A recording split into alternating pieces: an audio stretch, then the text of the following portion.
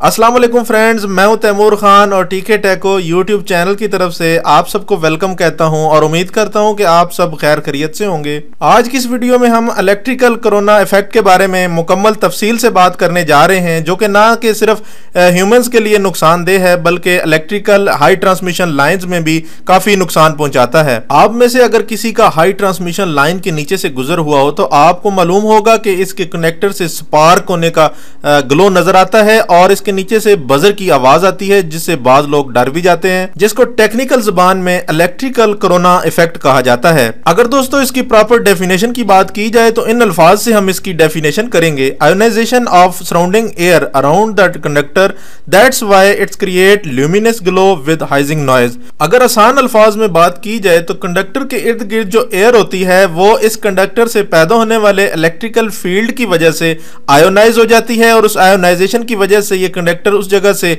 Spark करना शुरू कर देता है, जिससे आपको एक शोला नजर आता है और इस तरह ये कंडक्टर इस इलेक्ट्रिकल फील्ड की वजह से वाइब्रेट भी करता है, जिससे नॉइज पैदा होता है और एक साउंड क्रिएट होती है। आज की इस वीडियो में हम इन टॉपिक्स को डिटेल में बात करने जा रहे हैं, यानी कोरोना फॉर्मेशन, कोरोना कैसे पैदा होता है और इस पे कौन कौन से फैक्टर इन्वॉल्व होते हैं और इसके डिसएडवांटेज क्या है, और मिनिमाइजिंग कोरोना यानी कि कोरोना को खत्म कैसे किया जा सकता है। तो ये वीडियो आपके लिए जानना इसलिए भी जरूरी है कि बहुत से इंटरव्यूज में इसके मुतालिक बहुत से क्वेश्चन किए जाते हैं जो कि हम बहुत से दोस्तों को नहीं मालूम होता, तो इसलिए वीडियो में एंड तक हमारे साथ रहें। सबसे पहले दोस्तों कोरोना फॉर्मेशन के बारे में बात कर लेते हैं कि कोरोना को डेवलप कैसे या कोरोना पैदा कैसे होता है। तो आपको सबसे पहले बताते चलें कि जब हाई ट्रांसमिशन लाइन में से पावर को ट्रांसमिट किया जाता है तो कंडक्टर में से जब हाई वोल्टेज गुजरते हैं तो उसके इर्द गिर्द जो है वो इलेक्ट्रिक फील्ड पैदा हो जाता है और उस इलेक्ट्रिकल फील्ड की वजह से हवा के अंदर मौजूद, चूंकि आपको मालूम है कि हवा जो है वो परफेक्ट इंसुलेटर नहीं है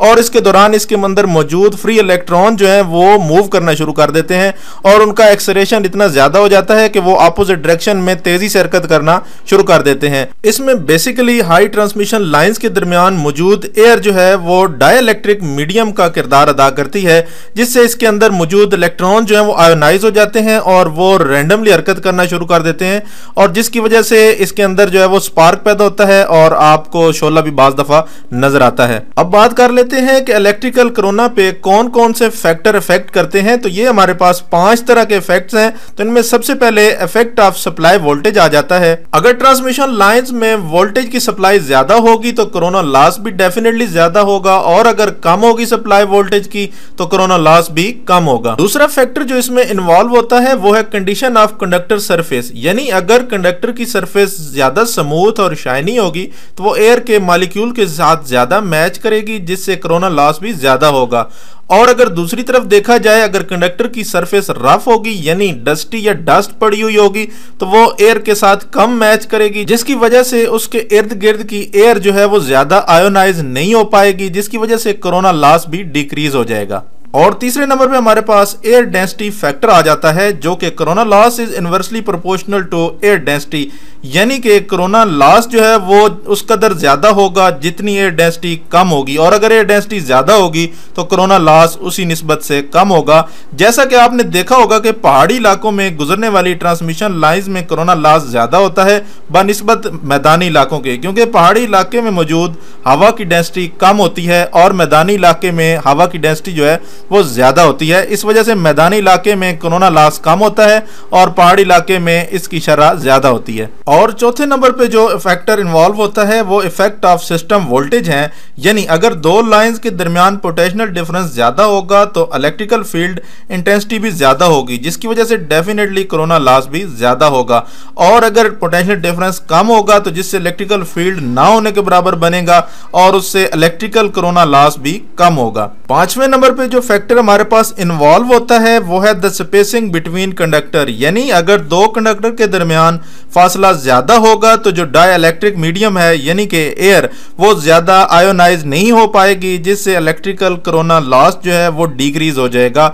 और इसी के बरअक्स अगर आप दो कंडक्टर के दरमियान फासला कम कर देते हैं तो एयर ज्यादा आयोनाइज होगी, जिससे कोरोना लॉस भी इंक्रीज हो जाएगा यानी बढ़ जाएगा। इसलिए दोस्तों आपने देखा होगा आम लाइंस की निस्बत हाई ट्रांसमिशन पावर लाइंस को मैक्सिमम फासले पे एक दूसरे से रखा जाता है ताकि कम से कम कोरोना लॉस हो। अब दोस्तों बात कर लेते हैं डिसएडवांटेज ऑफ कोरोना डिस्चार्ज, यानी कौन कौन से नुकसान हैं जो कि इलेक्ट्रिकल कोरोना डिस्चार्ज की वजह से पैदा होते हैं। तो सबसे पहले है कि कोरोना लॉस की वजह से पैदा होने वाला शोला जो है वो भी पावर लॉस का सबब बनता है और उस दौरान पैदा होने वाला शोर जो है उसमें भी पावर में कमी आती है।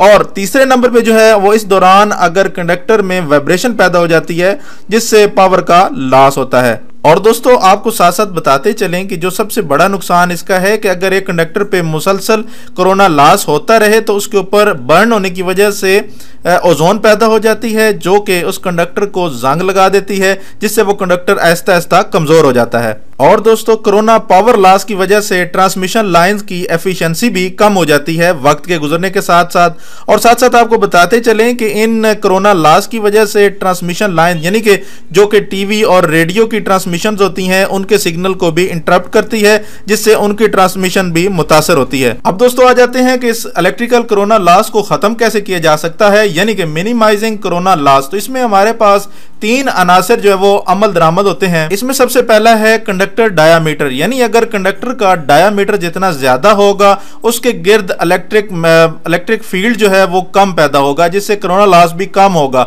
तो इसलिए कोशिश ये की जाती है कि ज्यादा डायामीटर वाला कंडक्टर इस्तेमाल किया जाए या बाज दफा हॉलो भी इस्तेमाल किया जाता है। और दूसरे नंबर पे है वोल्टेज ऑफ द लाइन, जिससे भी आप इस फैक्टर को कम कर सकते हैं। यानी अगर आप इन ट्रांसमिशन लाइन पर फिक्स वोल्टेज ट्रांसमिट करते हैं तो भी कोरोना लॉस जो है वो मैक्सिमम कम हो जाता है और अगर आप वोल्टेज अप डाउन करते हैं तो भी कोरोना लॉस जो है वो इंक्रीज हो जाता है। और तीसरे नंबर पे हमारे पास जो सजेशन है वो ये है कि 2 कंडक्टर के दरमियान अगर आप स्पेसिंग ज्यादा कर दें, यानी मैक्सिमम स्पेस अगर 2 कंडक्टर के दरमियान कर दी जाए तो भी उनकी आयोनाइजेशन कम हो जाएगी जो कि जो है वो नजरअंदाज की जा सकती है जिससे कोरोना जो है वो नहीं पैदा होगा।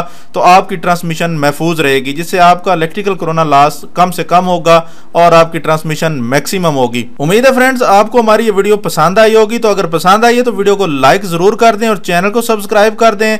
और अगर नहीं पसंद आई तो आप कमेंट में अपनी राय का जरूर इजहार करें ताकि हमारे जो व्यूवर्स हैं उनके इल्म में इजाफा हो सके। एक नई वीडियो एक नए दिलचस्प टॉपिक के साथ दोबारा हाजिर होंगे। अपना बहुत सा और अपने प्यारों का ढेर सा ख्याल रखिएगा। तब तक के लिए अल्लाह हाफिज।